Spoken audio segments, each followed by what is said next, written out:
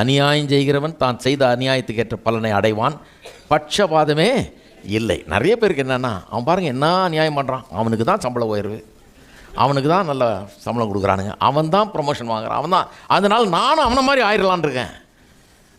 வேதம் சொல்லுது, அநியாயம் செய்கிறவன் கூடிய சீக்கிரத்தில் அந்த அநியாயத்துக்கான பலனை, ஏன் பாஸ் அவர் பார்த்துக்கிட்டே இருக்கார். நம்ம என்ன நினச்சிட்றோம், அநியாயம் செஞ்சே முன்னுக்கு வந்துட்டான் அவன், அநியாயம் செய்கிறவனுக்கு தான் காலம். இப்போ அப்போ அநியாயம் செய்கிறவனா நம்மளும் மாறிடுவோன்னு. அது என்ன, அந்த அநியாயம் செய்கிறவன் ஆமாம் கொஞ்சம் வாழ்வு அனுபவிக்க தான் செய்கிறானுங்க கொஞ்ச நாளைக்கு, ஆனால் அது கொஞ்ச நாளைக்கு தான், அதுக்கப்புறம் அனுபவிப்பான் பாருங்கள் பாடு. பண்ண அநியாயத்துக்கெல்லாம் சேர்த்து வச்சு வாங்கிடும். ஏன்னா பாஸ் வேற ஒருத்தர் இருக்கிறார், இங்கே பார்க்குறால கொஞ்ச நாள் ஏமாற்றிட்டு இருக்கலாம், அதுக்கப்புறம் வந்து கிடைக்க வேண்டிய பலன் கண்டிப்பாக கிடைச்சிடும், செஞ்ச அநியாயத்துக்கு வேண்டிய பலன் கண்டிப்பாக கிடைச்சிடும்.